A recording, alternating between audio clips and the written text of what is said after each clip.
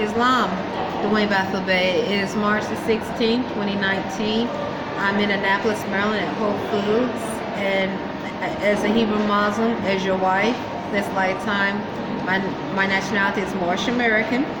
I'm about to read the Holy Quran. Reread. I've read these chapters before, but I'm rereading them. The Holy Quran. I'm going to start off by reading the opening. I said I'm in Annapolis, Maryland at Whole Foods. In the name of Allah, the Beneficent, the Merciful. Praise be to Allah, the Lord of the worlds, the Beneficent, the Merciful, Master of the day of requital. Thee do we serve, and Thee do we beseech for help. Guide us on the right path, the path of those upon whom Thou hast bestowed favors, not those upon whom wrath is brought down, nor those who go astray.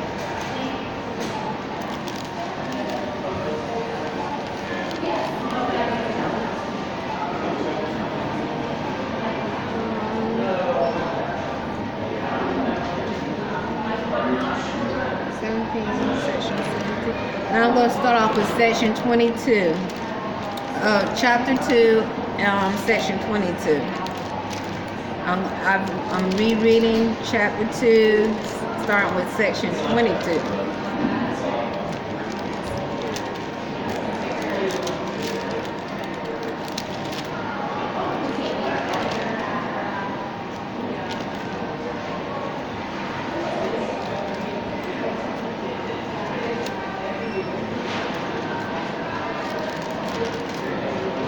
Okay, it says retaliation and bequest. It says, and right now, someone yelled stop, and simultaneously I felt like a pain here. A lot of times, Beye, as I was telling you, in Malik-Bey, and I run to Arrington-Bey, we don't know anyone personally here in Annapolis, Maryland. We don't. When you have masses of people not in a constitutional fold, they are vulnerable to be used as terrorists.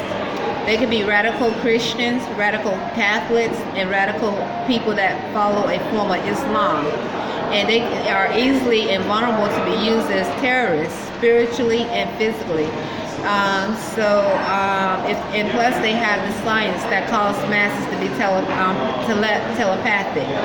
So we definitely try to we don't know anyone personally here. Malik-Bey and I run the Arrington-Bey in Annapolis, Maryland.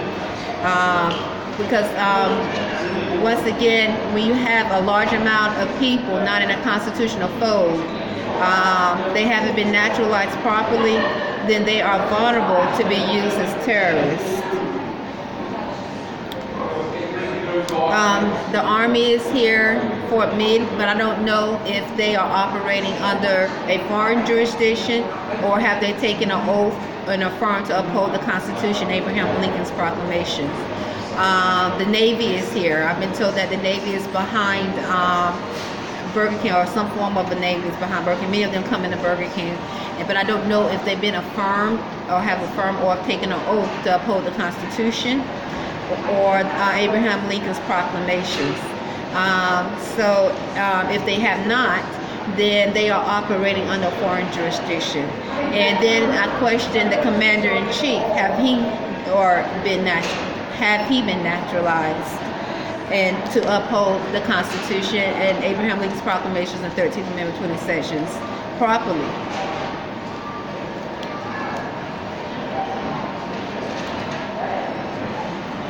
Okay, so I'm reading the Holy Quran, retaliation of bequest. And we in Malik-Bey and I run to Arrington-Bey reject the science that causes masses to be telepathic.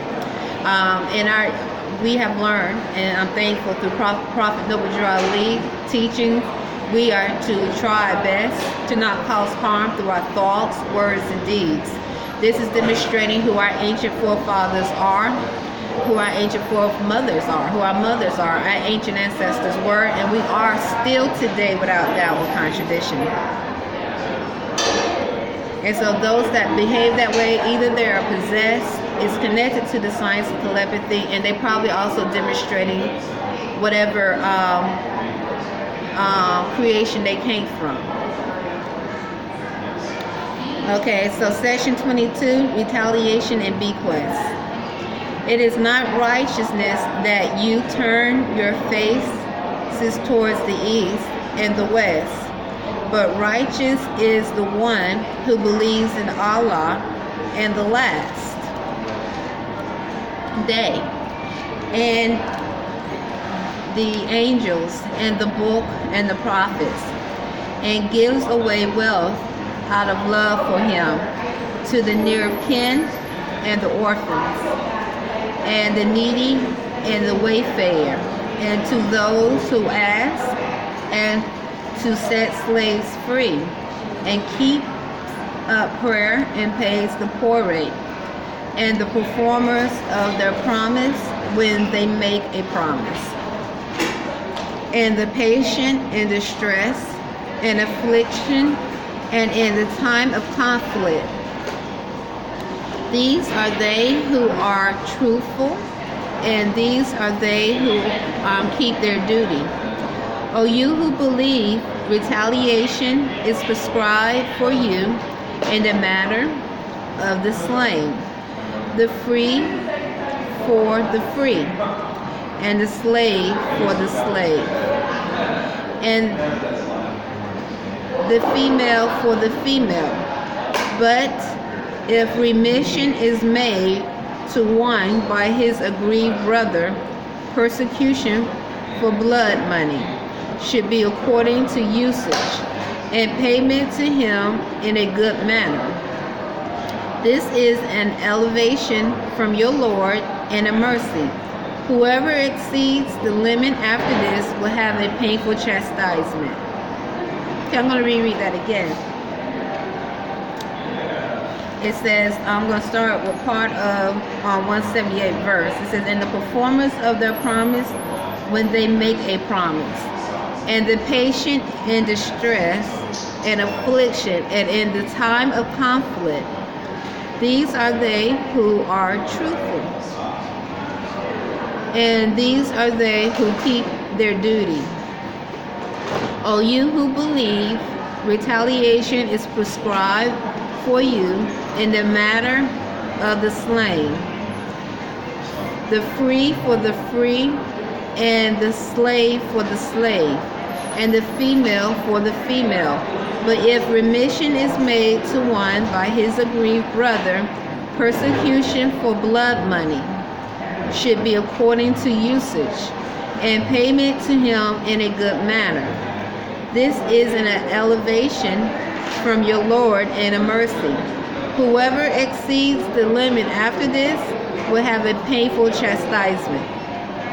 And there is life for you in retaliation, O men of understanding, that you may guard yourselves.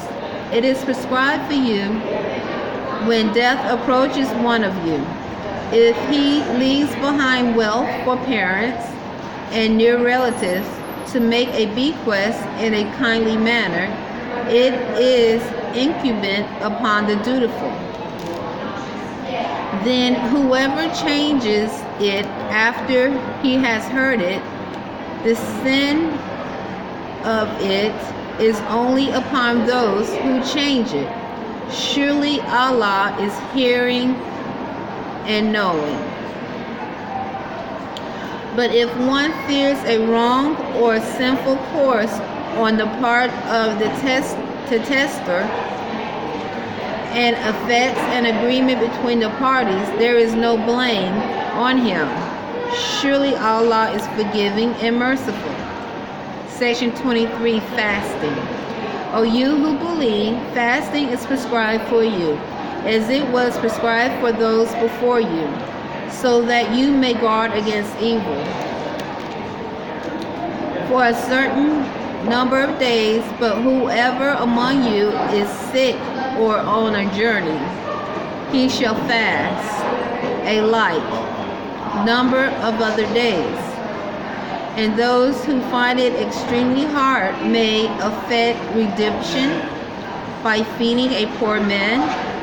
So whoever does good spontaneously, it is better for him. And that you fast is better for you and better for you if you know. The month of Ramadan is that in which the Quran was revealed, a guidance to man, and clear proofs of the guidance and criterion. So whoever of you is present in the month, he shall fast therein.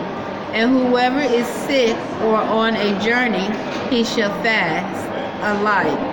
Number of other days, Allah desire ease for you, and he desires not hardship for you.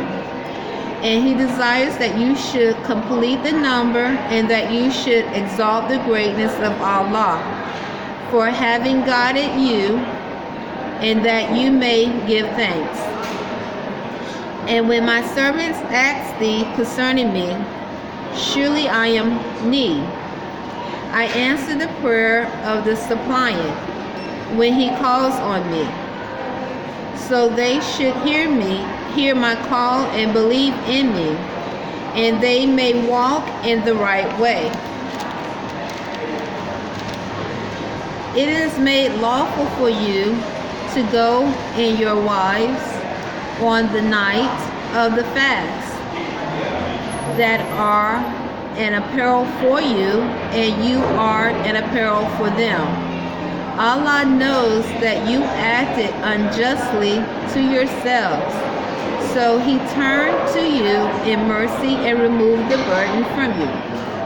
It is made lawful for you to go into your wives on the night of, So now be in contact with them and seek what Allah has ordained for you, and eat and drink until the whiteness of the day becomes distinct from the blackness of the night at dawn. Then complete the fast till nightfall, and touch them not while you keep to the mosque. These are the limits of Allah, so go not near them. Thus does Allah make clear his messages for men, that they may keep their duty. And swallow not up your property among yourselves by false means, nor seek to gain access thereby to the judges, so that you may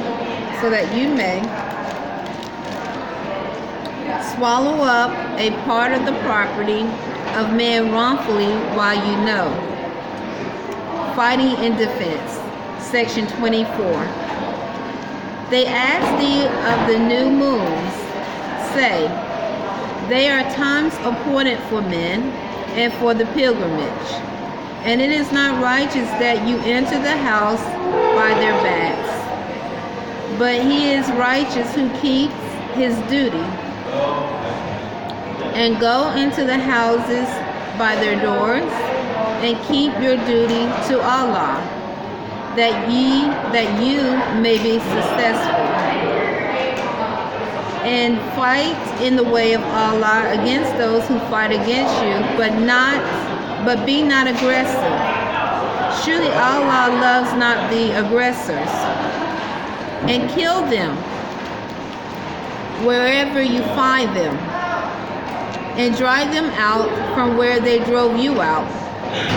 And persecution is worse than slaughter. And fight not with them at the sacred mosque until they fight with you in it. So if they fight you in it, slay them. Such is the recompense of the disbelievers. But if they decease, then surely Allah is forgiving and merciful. And fight them until there is no persecution, and religion is only for Allah. But if they decease, then there should be no hostility except against the oppressors. The sacred month for the sacred month, and retaliation is allowed in sacred things. Whoever then acts aggressively against you, inflict injury on him according to the injury he has inflicted on you, and keep your duty to Allah, and know that Allah is with those who keep their duty. And spend in the way of Allah, and cast not yourselves to perdition with your own hands, and do good to others. Surely Allah loves the doers of good, and accomplish the pilgrimage and the visit for Allah. But if you are prevented, send whatever offering is easy to obtain, and shave not your heads until the offering reaches its destination. Then whoever among you is sick or has an ailment of the head, he may effect a compensation by fasting or alms or sacrificing. And when you are secure, whoever profits by combining the visit with the pilgrimage should take whatever offering is easy to obtain. But he who cannot find an offering should fast for 3 days during the pilgrimage, and for 7 days when you return. Then these are 10 days complete. This is for him whose family is not present in the sacred mosque. And keep your duty to Allah, and know that Allah is severe in requiting evil. Islam. Okay, now what I'm going to do is I'm going to read what is Islam. I'm going to read what is Islam, and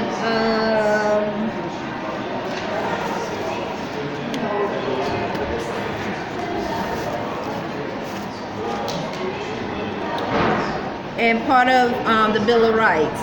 First, I'm going to read What is Islam by Prophet Noble Ali. And this is from Moorish literature.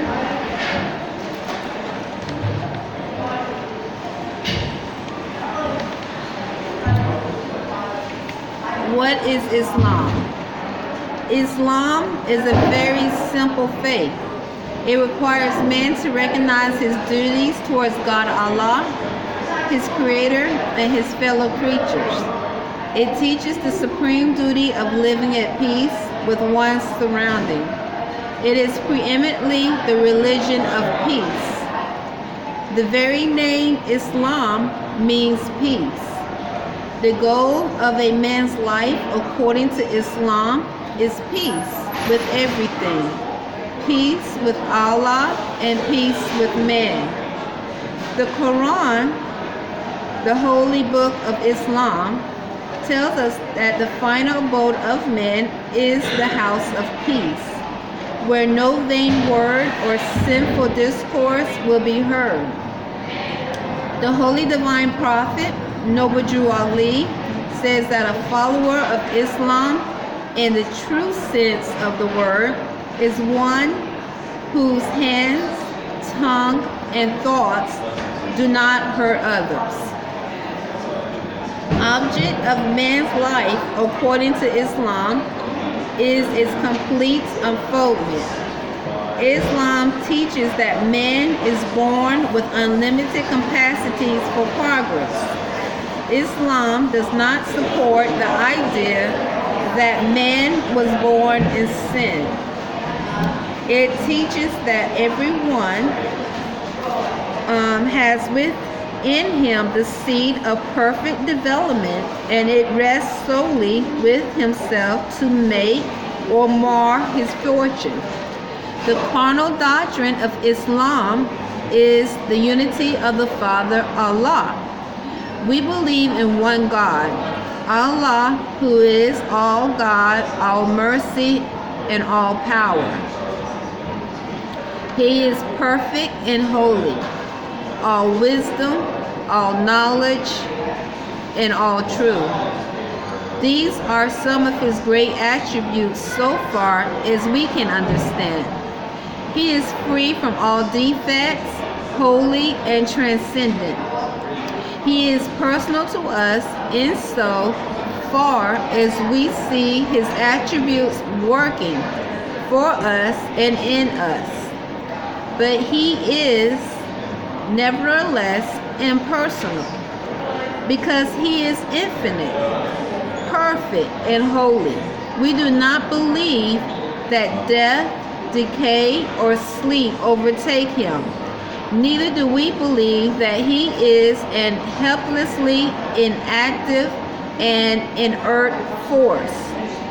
Nothing happens without his knowledge and will. He neither begets nor is he begotten, because these are traits of frail and weak humanity. This unity of Allah is the first and foremost pillar of Islam, and every other belief hangs upon it by Noble Drew Ali, the Prophet, Islam. Okay, now what I'm about to read is the Bill of Rights. It was ratified December the 15th, 1791.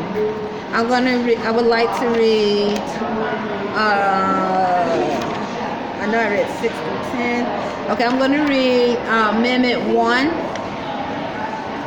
Congress shall make no laws respecting, and once again, the Bill of Rights was ratified December the 15th, 1791. Amendment 1.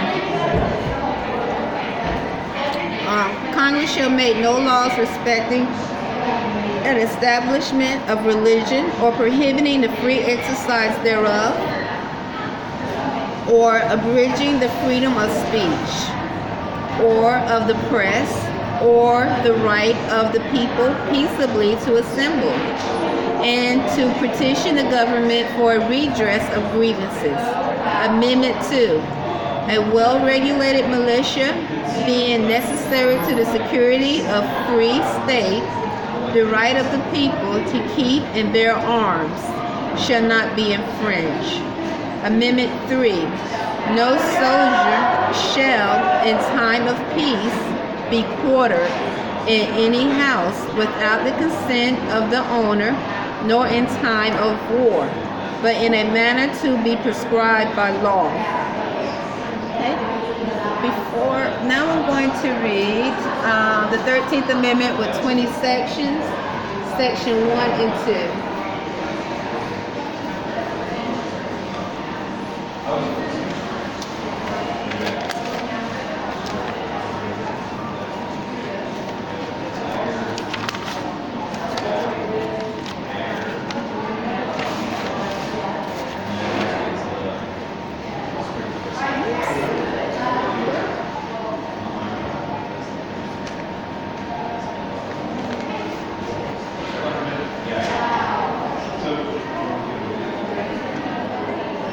So I just got through reading Amendment 1, 2, and 3 of the Bill of Rights, ratified December 15, 1791. Now I'm going to read the 13th Amendment with 20 sections that was ratified November the 18th, 1865 by 3/4 of the several states. It says, Section 1, all persons shall have the right peaceably to assemble and worship God according to the dictates of their own conscience. Section 2, the use of the public press shall not be obstructed, but criminal publications made in one state against the lawful institution of another state shall not be allowed. Section 3, the right of citizens to free and lawful speech in public assemblies shall not be denied. Access of citizens to the ballot box should not be obstructed either by civil or military power. The military shall always be subordinate to the existing judicial authority over citizens.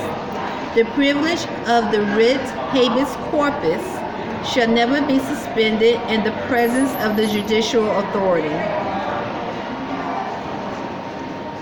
Okay. And I said 24 minutes, but before I finish, I'm going to read Article 5 of the U.S.A. Constitution, because Article 5 is the 13th Amendment was ratified by 3/4 of the several states, and that correlates with Article 5 of the Constitution. Article 5 of the Constitution of 1787 states, the Congress, whoever 2/3 of both houses shall deem it necessary, shall propose amendments to this Constitution, or on the application of the legislatures of 2/3 of the several states, shall call a convention for proposing amendments, which in either case shall be valid to all intents and purposes as part of this Constitution, when ratified by the legislatures of 3/4 of the several states, or by convention in 3/4 thereof, as the one or the other mode of ratification may be proposed by the Congress, provided that no amendments which may be made prior to the year 1808 shall in any manner affect the first and fourth clause in the ninth section of the first article, and that no state without its consent shall be deprived of this equal suffrage in the Senate. Read that again, part of it. It says, shall call a convention for proposing amendments, which in either case shall be valid to all intents and purposes as part of this Constitution, when ratified by the legislatures of 3/4 of the several states, or by conventions in 3/4 thereof, as the one or the other mode of ratification may be proposed by the Congress, provided that no amendments which may be made prior to the year 1808 shall in any manner affect the first and fourth clause in the ninth section of the first article. Islam. So that's it. Okay, so that's Article 5. Islam is March the 16th, 2019.